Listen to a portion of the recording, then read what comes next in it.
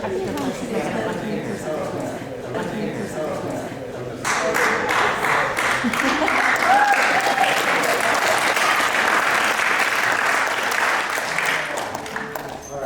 I'm Bryce, this is Maria, and we were one of 12 people, or two of 12 people, I guess. Back from a trip to Nicaragua. We were there for a week, and we worked with a women's coffee bean cooperative. So we had two objectives when we were there. The first was to work with this cooperative and make recommendations for how we thought they could be more profitable in the future. Our second objective was for MBA students on the trip to gain real-world consulting experience abroad, especially in a developing country. I think was really beneficial. First couple days we spent working on, we're learning about the whole coffee making process. So we were involved in every step of the process, starting with harvesting the cherries, to depulping, to removing the hulls, and then we ended up roasting the beans and grinding them and bagging them. So we did a little bit of everything. It proved to be really labor intensive, but it was also the bulk of that cooperative's income. We spent a lot of time communicating with the women, learning about their stories, learning about the community as a whole and how the cooperative formed. We also listened to women's testimonies each day. A different one gave a testimony about their struggles and how they overcame those challenges. We also interviewed the women each individually, and they talked about what they thought the needs of the cooperative were, and we kind of used those interviews to structure our own recommendations. The first day we toured the cooperative, we saw how the coffee was grown, and then we actually went through the day of the life of what these women do and how hard they work. I can only imagine doing it for 8 hours and how sore your fingers become. And that eventually becomes the coffee that we drink, and it kind of makes you think about how many cherries go into 1 cup of coffee and how many times each bean gets touched by these women. Everything is done manually and it's all organic. A half hour of all of our work, so this was 12 of us, and we got that much. Each woman can fill a basket in 30 minutes on her own. This is a picture of actually Missouri S&T had a group down there. They were doing an engineering water project. The nonprofit that we worked with that connected us to this co-op, they have a lot of students come through. Maybe they're medical or dentistry or engineering, and it's just really cool to see how all these different disciplines impact that region. But they had an MBA group, I think, 5 years ago. And so they haven't had any since then. So it was really kind of a learning process between them and us. Like, okay, so what's the best way to go about doing this? And it really forced us to apply a lot of the skills that we've learned. The community was called Sensibulia, which is 30 minutes outside of Managua, which is the capital of Nicaragua. And through this whole process, we learned a lot about that culture and that region, which is really cool. So at the end of the week, we made our recommendations to the cooperative. So our recommendations ranged from the whole coffee making process, some tweaks we thought they can make. We made recommendations based on who they're selling their coffee to and how they're selling the coffee.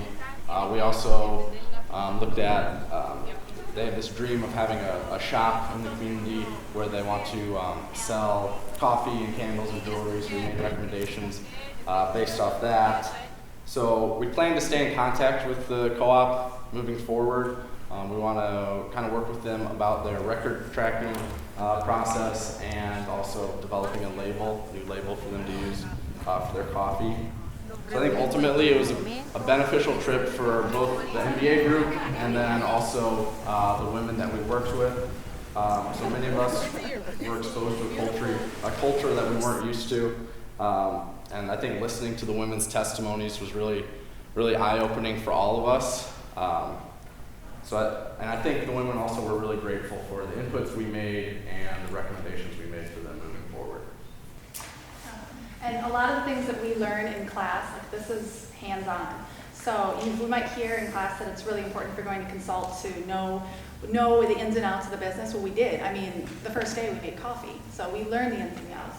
And we also learned that that they weren't even sure of some of the problems that needed to be solved. So we had to find the problems ourselves. And the accounting team did really great in figuring out, okay, well, if we're going to figure out how much you're producing each year, we need measurements. And this is a picture of them showing how they measure some of their coffee. And a lot of the women will use different boxes. And I fill this many boxes in a week, or I fill this many bags. How can we make that uniform? Because if you don't know what you're producing, then you don't know what your revenue is going to be. You don't know what you can promise a vendor that you're going to be able to provide them, that they can sell.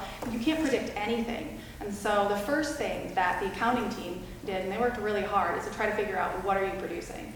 Which is also kind of, in some ways, it's not as rewarding when you're just gathering information. You can't actually apply a lot of it, but this is just the first step. That's the oldest woman in the co-op. Her face is actually on the label of the coffee right now. And so that's the front of the coffee, which I had this morning. It was really good. They didn't have running water, so this is actually the train where they go to the bathroom. And a lot of the things that they do is just, we were there during the day, and we experienced it as well. So it was really kind of being immersed in that. This is a picture of an old schoolhouse that they'd like to eventually turn into a workshop/coffee shop where you could go and buy bags and have a cup and see how the coffee is made. So, the first step in making that a reality is getting some of their numbers in order. The Spanish skills on our team range from none at all to fluent. And so on the left and right here are translators. So language was a barrier, but not too much. The food was amazing. This is where we stayed. There were a number of little kind of cottages. The final day, we actually got to go zip lining over a crater, I believe. It was pretty cool. And then we got to see a volcano. The boat ride. So we went into this without having a specific plan, but I think the skills that we've learned up through the past semester here allowed us to collaborate, break up into teams, independently problem solve, and create a plan and then present our recommendations at the end of the week, which was really cool.